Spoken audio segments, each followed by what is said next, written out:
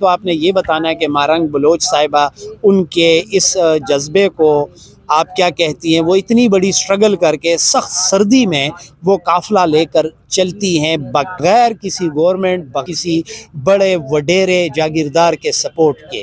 آپ پہلے تو سب سے پہلے ریاست کے پاس ایک بہت گولڈن موقع تھا جو اس نے بری طرح سے گوا دیا ہے۔ یہ جو بلوچ مارچ چل رہا تھا، بلوچ جینوسائیڈ کے خلاف یہ مارچ تھا، اور اس میں شامل جتنے بھی لوگ تھے وہ مظلوم تھے، یہاں تک کہ ان کے بہت سے ایسے لوگ تھے جن کے پاؤں میں چپل نہیں تھے یا جن کے پاس 2 وقت کی روٹی نہیں تھی، لیکن وہ اپنے پیاروں کی بازیابی کے لیے ان کو پتہ لگانے کے لیے کیا وہ زندہ ہیں، کیا وہ کہاں پر موجود ہیں، ان کو زندانوں سے نکالنے کے لیے وہ خواتین تربت سے آیا تھا۔ تو کیا ہم بھول چکے ہیں کہ ہمارے ساتھ 16 دسمبر میں کیا ہو چکا ہے، اور ہم کبھی بھی اپنی غلطیوں سے نہیں سیکھیں گے؟ مارنگ بلوچ کی سٹرگل بہت لمبی سٹرگل ہے، اور وہ ایک چھوٹی سی بچی تھی جب اپنے والد کی بازیابی کے لیے وہ کوئٹہ کی سڑکوں پر ان کی رونے کی ویڈیوز ہم دیکھ چکے ہیں، ان کے پروٹیسٹ کی ویڈیوز دیکھ چکے ہیں، ہم نے ان کی سٹرگل اپنی آنکھوں سے دیکھی۔ بسم اللہ الرحمن الرحیم۔ اس وقت ہم موجود ہیں پریس کلب کے پاس، اور گزشتہ رات کیپٹل میں جو خواتین کے ساتھ جو دردناک افسوسناک واقعہ ہوا ہے، خدا کی قسم ہر درد دل رکھنے والا انسان اس وقت رنجیدہ ہے اور بہت افسوس کر رہا ہے کہ میرے گھر میں بھی میری ماں ہے، میری بہن ہے، میرے بچے ہیں۔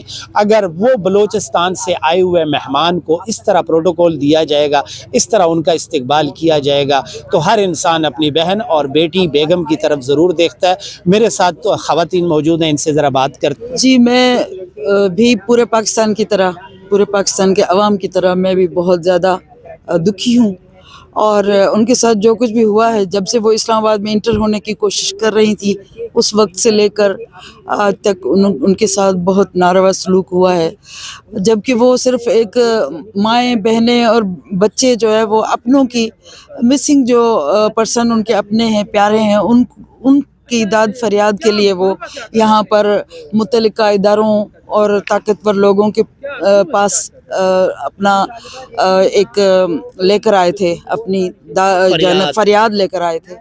تو ان کے ساتھ اس طرح کا سلوک جو ہے وہ بالکل ہی روا نہیں تھا، اس کا افسوس ہمیشہ میں رہے گا، اور اس کا کوئی ہو ہی نہیں سکتی، تلافی نہیں ہو سکتی۔ جس قدر انہوں نے کیا گیا، آدھی رات کو ان کے کپڑے پھاڑے گئے، ان پر لاٹھی چارج کیا گیا، ان پر تشدد کیا گیا، ان پر ٹھنڈا پانی پھینکا گیا، پھر ان کو جیل میں بند کیا گیا، تو اس کا کیا جواز ہے؟ کیا ہم وہ اس ملک کے شہری نہیں ہیں؟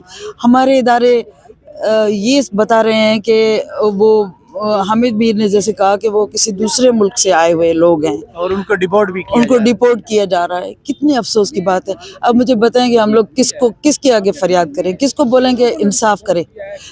مارنگ بلوچ صاحبہ اور ان کے ساتھ جو خواتین آئی تھی ان کو کیا پیغام کرتی ہیں؟ میں سمجھتی ہوں کہ مہرنگ بلوچ اور خواتین نے اس ملک کے، ہمارے ملک کے اداروں کا جو کی اصلیت جو ہے اس پر سے نقاب ہٹا دیا ہے۔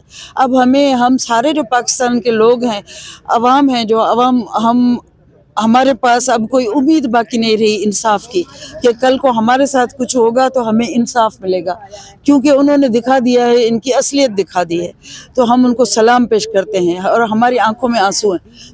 یقین مانے کہ کل سے میری آنکھوں سے آنسو خشک نہیں ہو رہے ہیں۔ اچھا، آپ یہ بتائیں، ہماری اسلام آباد والوں کی یا آدر کی بات بلوچی کی نہیں ہے، بات کے پی کی بھی ہے، پنجاب کی بھی ہے، سندھ بلوچستان کی بھی ہے۔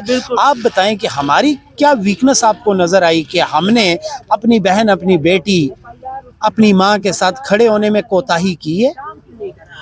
بالکل کی ہے۔ جیسے ہی وہ آئی تھی، ان کو آنے سے روکا جا رہا تھا، تو ہم لوگوں کو ادھر ہونا چاہیے تھا، ان کی سپورٹ میں ہونا چاہیے تھا، کیونکہ وہ کوئی ہتھیار بند لوگ نہیں تھے، یا کوئی برے نیت برے ارادے سے وہ لوگ نہیں آئے تھے، وہ اپنی فریاد لے کر آئے، جیسا آپ نے کہا تھا۔ تو ہمیں ان کی آواز میں آواز ملانے کے لیے اٹھ کھڑا ہونا چاہیے تھا، اور اب بھی دیر نہیں ہوئی ہے، اب بھی ہم سب کو مل کر ان کی آواز میں آواز معافی تلافی ہو سکتی ہے، معافی بھی مانگنی چاہیے، معافی تو اداروں کو مانگنی چاہیے۔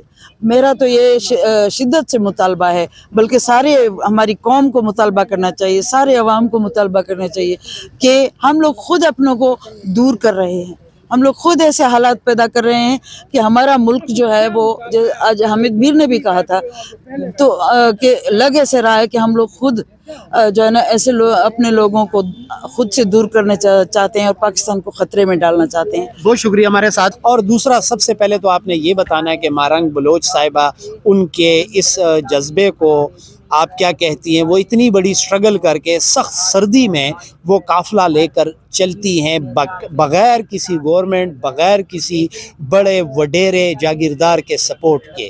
آپ کیا کہتی ہیں مارنگ بلوچ صاحبہ کے لیے؟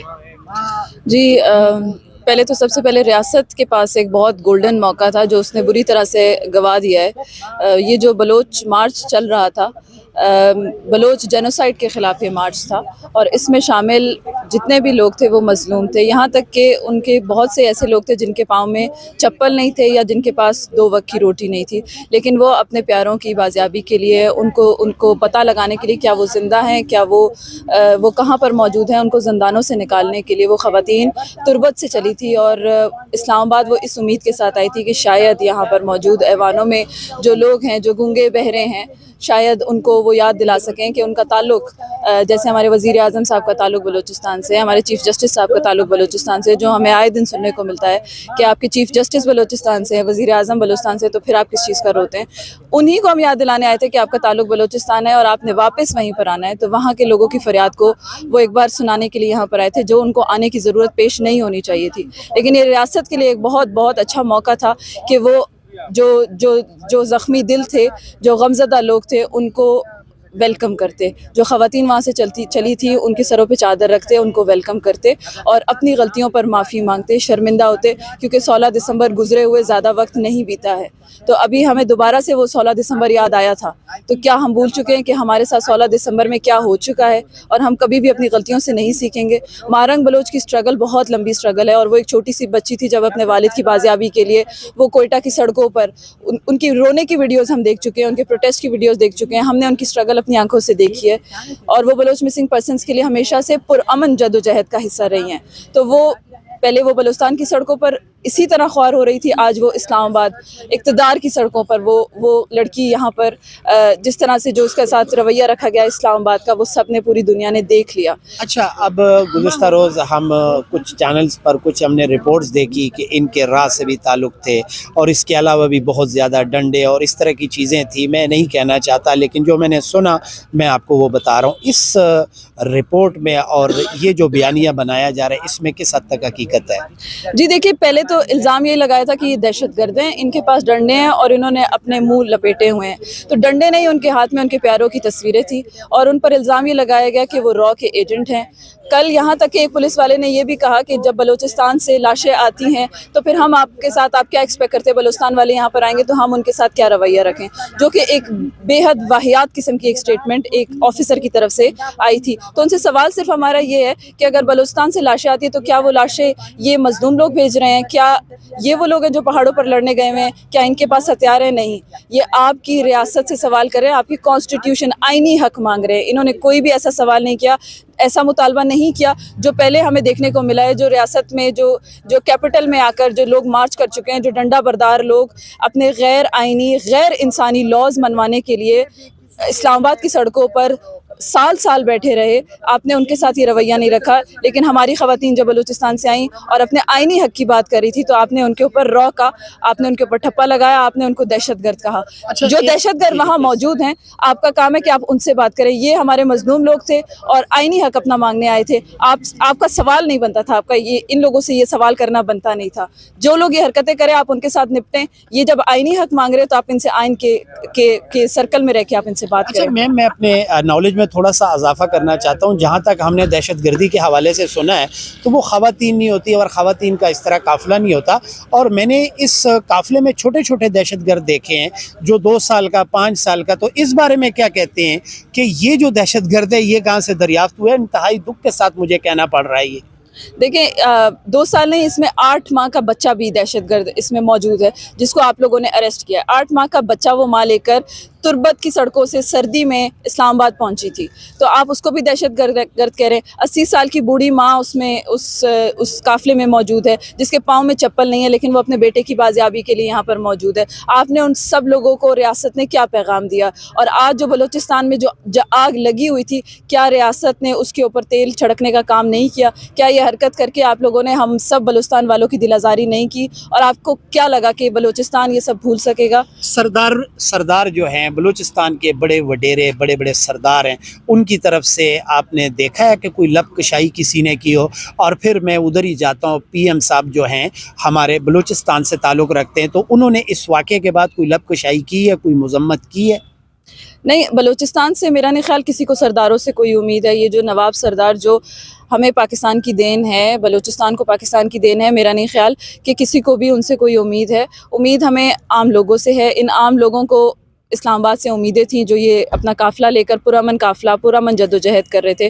نواب سرداروں کی خاموشی وہ پوری دنیا نے دیکھ لی ہے, اور جن کو آپ لوگ کہتے ہیں کہ وہ بلوچستان کا نمائندہ ہے جو اسلام آباد میں بیٹھا ہوا ہے, بلوچستان کی عوام سے کبھی جا کر آپ پوچھیں تو آپ کو پتہ چلے گا کہ وہ ہمارے نمائندے نہیں ہیں. بلوچستان میں آج جتنی عوام باہر نکلی ہوئی ہے وہ اپنا آپ کو بتا چکی ہے کہ اس کے نمائندے کون ہیں, ان کے وہاں پر نمائندے کون ہیں. مارنگ جیسے لوگ وہاں کے نمائندے ہیں. یہ جو سردار نواب آپ نے اسلام آباد میں بٹھائے ہیں یہ ان کے نمائندے نہیں ہیں. اچھا, میں ایک اور بات کرنا چاہتا ہوں. ابھی الیکشن سر پہ ہیں اور الیکشن ہونے جا رہے ہیں, تو آپ ایز اے فیمیل پاکستانی, آپ بھی ایک فیمیل ہیں, تو آپ کو بھی یہ پتہ ہے کہ اب ہمارے پاس ایک آپشن ہے کہ ہم اپنے لیے اس اقتدار کے لیے کسی کو بھی منتخب کریں. تو اب آپ یہ بتائیں کہ مسنگ پرسن کے حوالے سے یہ مسئلہ, یا اس کے علاوہ بلوچستان یا اور ناردرن ایریاز کے جو بھی مسائل ہیں, آپ کیا سمجھتی ہیں کہ کون سی پارٹی نے تھوڑا سا زیادہ کام کیا؟ میں یہ نہیں کہتا کہ 100% کسی نے کام کیا, لیکن کسی نے 1% کیا ہوگا, کسی نے 2%, کسی نے 5%. تو وہ کون سی پارٹی سمجھتی ہے جس نے 5-10% سے تھوڑا سا زیادہ کیا ہو؟ اس سوال کا تو جواب مجھے سمجھ نہیں آ رہا کہ میں کیا جواب دوں. بلوچستان کے لوگوں کو الیکشن سے نہ کبھی پہلے امیدیں تھیں, نہ ان مین سٹریم پارٹی سے کوئی امید تھی. پچھلے کچھ سالوں میں آپ نے دیکھا ہوگا ایک ویڈیو آئی تھی, مریم نواز صاحبہ بلوچستان تشریف لائیں تھیں. بلوچستان کے لوگوں نے ان کا بہت اچھے سے استقبال کیا تھا, کیونکہ اس ٹائم انہوں نے آ کے ہماری بچیوں کے ساتھ بیٹھی تھیں. مسنگ پرسنس کی جو فیملیز تھیں ان کے ساتھ بلکہ انہوں نے آنسو تک بہائے تھے, اور لگ یوں رہا تھا کہ جب یہ اقتدار میں آئیں گے تو شاید ہمارے حالات بدلیں گے. لیکن جیسے ہی ان کو اقتدار کی کرسی ملتی ہے ان کا رنگ بدل جاتا ہے. تو مین سٹریم پارٹی سے نہ بلوچستان کے لوگوں کو امید ہے اور نہ الیکشن سے کوئی امید ہے. ایک بات اور کرنا چاہتا ہوں, قائد انقلاب جناب میاں محمد نواز شریف صاحب, اس سے پہلے بھی اس پیارے وطن پاکستان کی بھاگ دوڑ ان کے ہاتھ میں تھی, اور کچھ لوگ کہتے ہیں کہ اس وقت بڑی ترقی ہو رہی تھی. آپ سے میں جاننا چاہتا ہوں کہ وہ ترقی اگر ہو رہی تھی تو وہ کہاں تھی, اور اب اگر وہ دوبارہ آتے ہیں تو کیا وہ ترقی کنٹینیو رہے گی؟ ذرا پلیز مجھے بتائیے.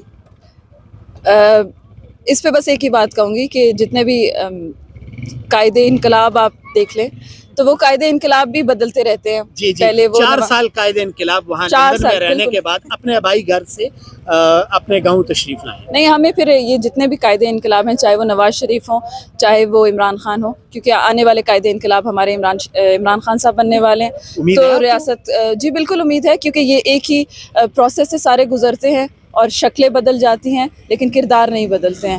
تو ان کی شکلیں بدل جائیں گی. پہلے نواز شریف تھے, اب عمران خان ہو جائیں گے, تو ہمیں امید کسی سے کوئی نہیں ہے.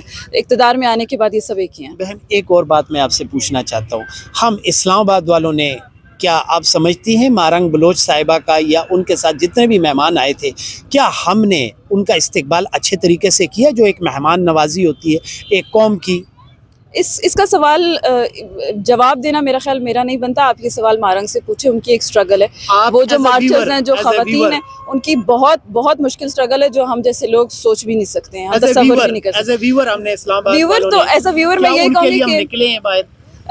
جتنے لوگ جو یہاں پر نکلے ان کا تعلق زیادہ تر کا اسٹوڈنٹس تھے جن سے میری ملاقات ہوئی, جن کا تعلق بلوچستان سے تھا.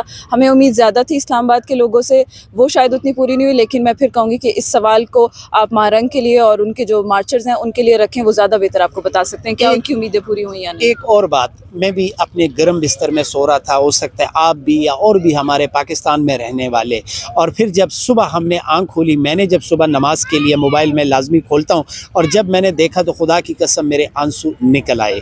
اب آپ یہ بتا دیجئے گا کہ کیا فیلنگ تھی جب وہ آپ ویڈیوز دیکھتی ہیں. اور ایک ویڈیو کلپ میں نے دیکھا, ایک سٹل تصویر دیکھا کہ ایک پولیس آفیسر ہے اور وہ تقریباً 80-90 سال کی بوڑھی اماں گردن پہ ہاتھ رکھا ہوا ہے. اس طرح کے واقعات میں آپ کی کیا فیلنگز ہے, ذرا پلیز ہمارے ساتھ شیئر کریں. یہ واقعہ کوئی نیا نہیں ہے. اس سے پہلے سندھ پولیس نے بھی ہمارے لوگوں کے ساتھ یہی کیا. مسنگ پرسنس کی فیملیز جو پروٹیسٹ کری تھی, سندھ پولیس نے یہ کیا. لیکن اسلام آباد میں یہ واقعہ ہونا, یہ اٹ سیلف ایک بہت بڑا کویسچن ہے. ریاست کے اوپر بہت بڑا سوال ہے. اب اس کا جواب ریاست خود دے گی. وہ ایکسپلین کرے کہ انہوں نے یہ رویہ بلوچ لوگوں کے ساتھ کیوں اپنایا, جبکہ وہ ڈنڈا بردار نہیں تھے, وہ کوئی ہتھیار لے کر نہیں آئے ہوئے تھے, اور وہ مائیں, بہنیں, بزرگ بیٹیاں تھیں. اور ریاست نے یہ کیا پیغام دینے کی کوشش کی ہے, اور اس کا رد عمل کیا ہوگا, کیا ریاست اس کے لیے بھی تیار ہوگی یا نہیں.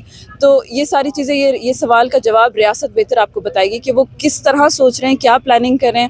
کیونکہ یہ ایک موقع تھا جو انہوں نے گنوا دیا. اس موقع کا فائدہ اٹھاتے ہوئے ریاست اپنی غلطیوں کو سمجھ جاتی, اس کا اعتراف کرتی, اس پہ شرمندہ ہوتی, اور ہماری بہنوں کو گلے لگاتی, ان کے سروں پر چادر رکھتی, ان کو ویلکم کرتی, تو شاید یہ معاملات کچھ نہ کچھ بہتری کی طرف جا سکتے تھے. لیکن کل کا اور پرسوں کا, خاص کر جو پرسوں رات 1 بجے جو انہوں نے چھوٹے بچوں, 8 ماہ کے بچہ, وہاں پہ 80 سال کی بزرگ عورت اور بچیاں وہاں پر موجود تھیں, جن پہ اس شدید سردی میں واٹر کینن کے پانی پھینکے اور لاٹھی چارج کیا, اور جو بھی ظلم ہوا وہ سب نے لائیو دیکھا. اس کے بعد بہت سے سوالات اٹھ گئے ہیں ریاست کے اوپر, اور اس کا جواب ریاست ہی دے سکتی ہے. قوم کو کیا پیغام کرتی ہیں؟ کیا ہم اپنی باری کا انتظار کریں, یا مارخ بلوچ یا اس طرح کے واقعات اگر ہوں تو ہمیں کھڑے ہونا چاہیے, یا ہمیں گھر کی روٹی کا ہی فکر کرنی چاہیے؟ یہ بتائیں. اب میرا نہیں خیال کہ کوئی بھی شخص گھر پر بیٹھنا پسند کرے گا, اسپیشلی وہ ویڈیوز دیکھنے کے بعد. وہ انسان, جو انسان دوست لوگ ہیں, وہ سب باہر ہیں اور ہمیشہ سے نکلے ہیں اور آگے بھی نکلیں گے. لیکن اسلام آباد میں رہنے والے جو ایلیٹ طبقہ ہے, اس کے لیے بھی اب سوچنے کا وقت آ چکا ہے کہ یہ آگ اسلام آباد میں بھی لگ چکی ہے, یہ آگ پنجاب میں بھی لگ چکی ہے. اگر آج نہیں بولیں گے تو کل کیا پتہ یہ آگ آپ کے گھر کو بھی جھلسا دے.